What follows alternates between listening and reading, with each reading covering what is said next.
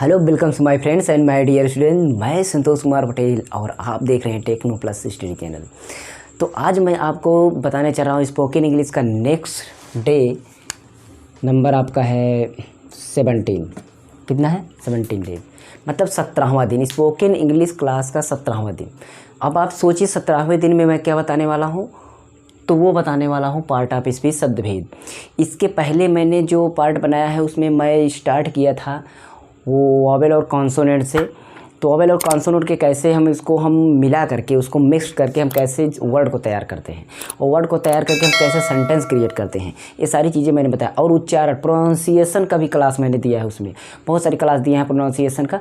तो वो भी देख सकते हैं वीडियो जा करके हमारे चैनल पर। पिछली जितनी भी डे हैं उसको देख सकते हैं, या फिर पूरा ग्रामर अगर पढ़ना चाहते हैं तो भी इंग्लिश फॉर ऑल की प्लेलिस्ट है नीचे, वो चेक कर लेना। अगर इस बैच को ज्वाइन करना हो तो स्पोकन इंग्लिश की बैच है नीचे डिस्क्रिप्शन, सारी वीडियो पिछली देख लीजिए, आपको 100%। अगर आप नहीं मिला पाते हैं अंग्रेजी ना, तो उसको वीडियो सभी देख लीजिए, तब अंग्रेजी मिलाना जान जाएंगे। क्योंकि मैंने ये वो बोलते हैं ना वो वॉवेल और कॉन्सोनेंट सभी को बताया हूँ एकदम अच्छी तरीके से। साइलेंट लेटर भी बताया हूँ, जो उसका जो मतलब उसका स्वर चेंज हो जाता है, जैसे सी का सा हो जाता है, का हो जाता है, एस का जा हो जाता है और सा हो जाता है, कहाँ कहाँ पर होता है, क्यों होता है, ये सारी चीज़ें उसमें हमने डिस्कस किया है। पिछली सारी वीडियो जरूर देख लीजिए।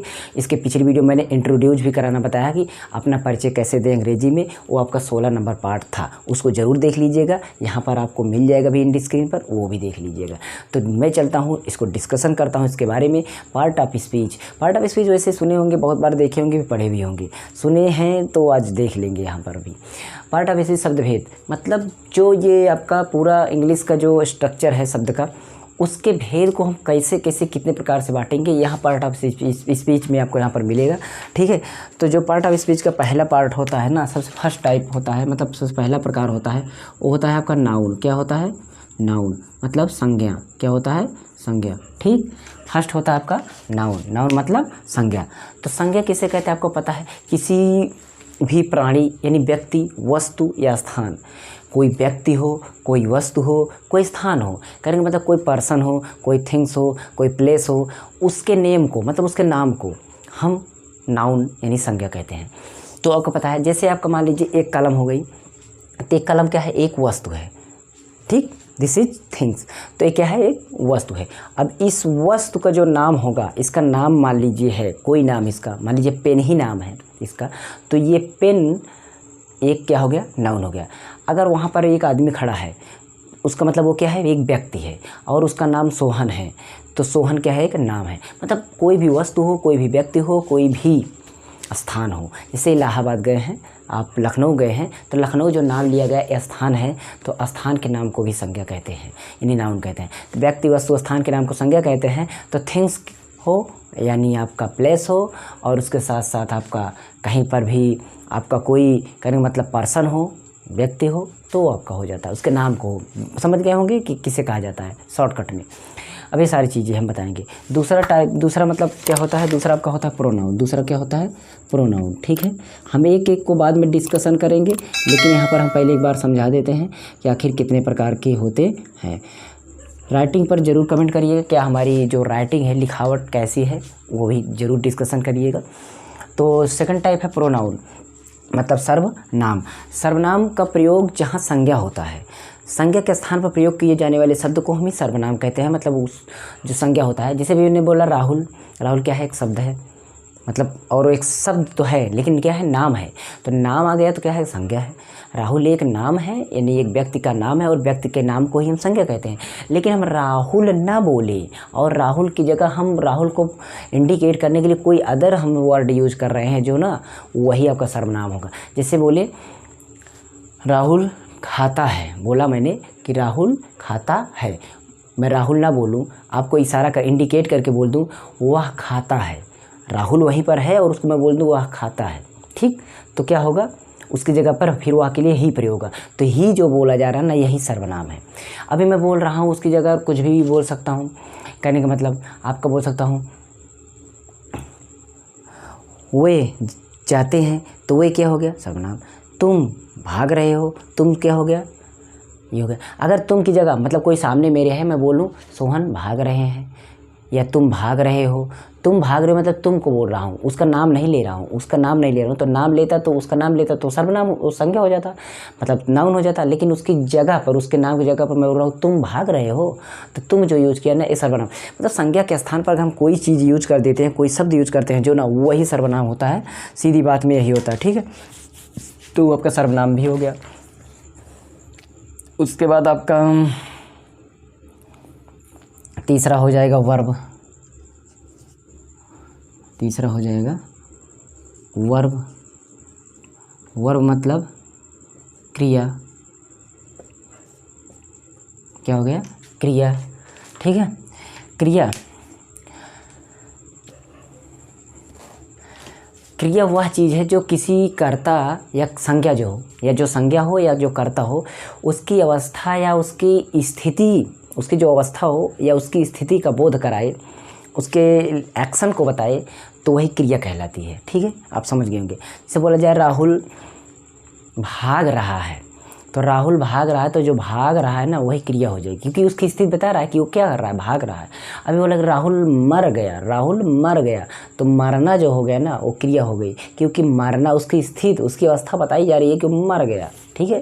तो ये चीज़ें जो संज्ञा यानी जो कर्ता की अवस्था स्थिति को प्रदर्शित करती हैं, इंडिकेट करती, बताती हैं ना, वही आपका क्रिया हो जाती है। बात को समझ गए होंगे शायद, बस ठीक है। 3 के बाद आपका 4 नंबर हम देखते हैं। सबसे 4 नंबर, 4 नंबर आपका क्या है? एडजेक्टिव है। क्या है? एडजेक्टिव।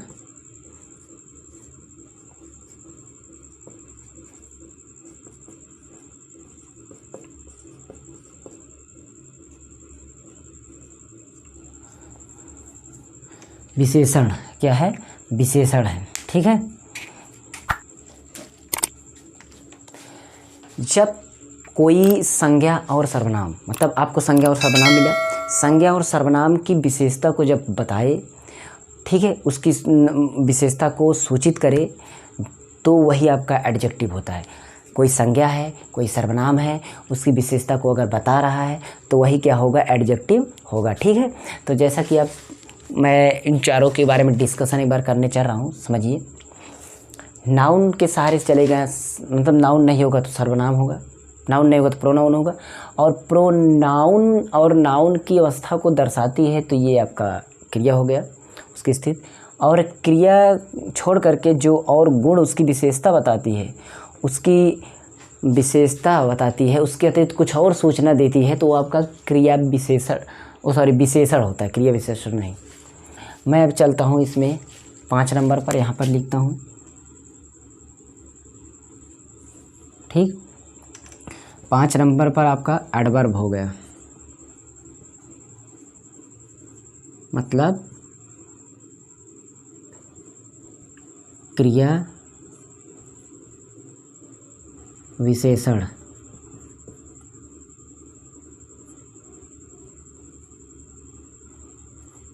क्रिया विशेषण, ठीक है। ये 5 नंबर हो गया, ठीक है।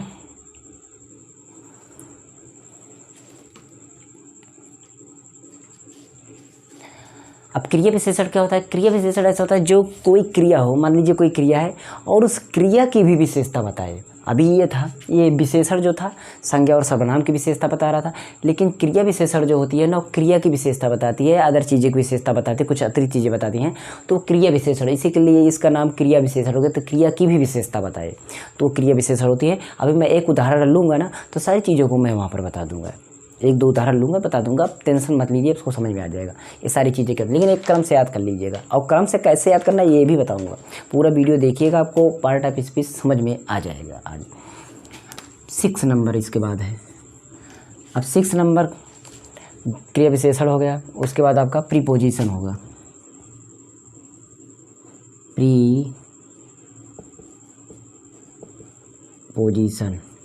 प्रीपोजिशन माने क्या होता है? बहुत बड़ा होता है, आप इसको कुछ भी लिख सकते हैं, संबंध सूचक या अव्यय आपका होता है, संबंध सूचक लिख देते हैं।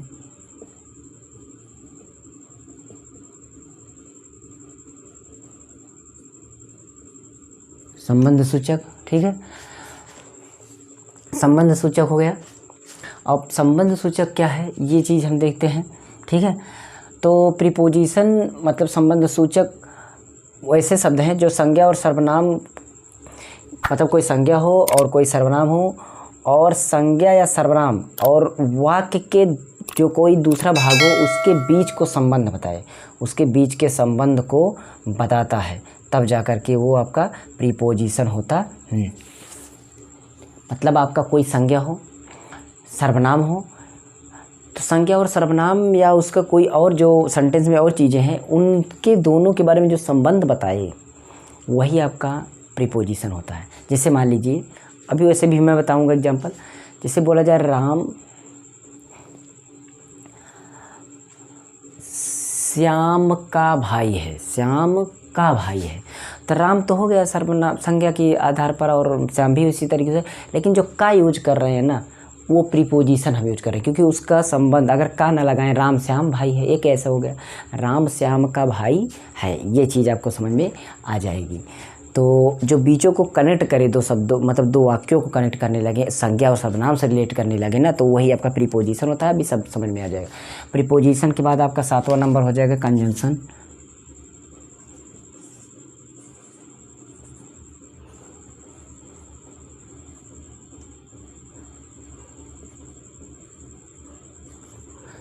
कंजंक्शन, कंजंक्शन माने क्या होता है? संयोजक।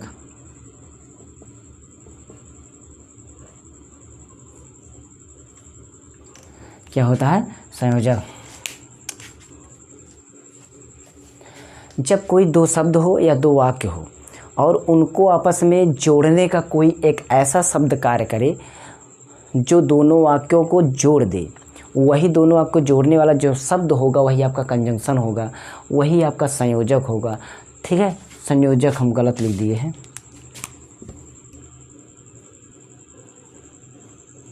संयोजक कंजंक्शन होगा। ठीक है,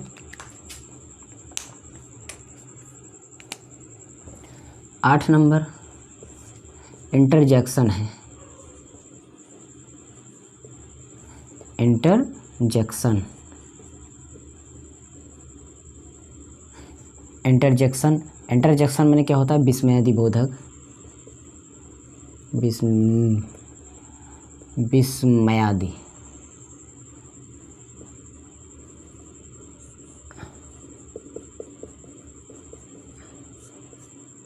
विस्मयादि बोधक, विस्मयादि बोधक हो गया इंटरजेक्शन।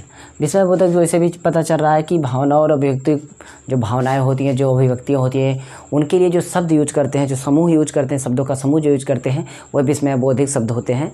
आपको पता होगा कोई भावना के रूप में बताते हैं, जैसे कि ओह आह, कुछ ऐसे शब्द हैं ना जो वो चीज़ें यूज करते हैं ना, तो वही आपका विस्मयादि बोधक शब्द होते हैं, वह विस्मयादिबोधक वो सेंटेंस भी होते हैं। तो अब सभी के रूप में मैं जो कोई एग्जाम्पल लूँगा ना तो आपको समझ में आ जाएगा।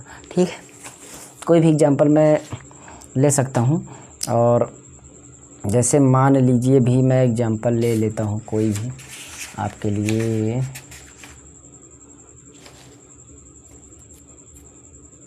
देखिए मान लीजिए आपका बोला जाए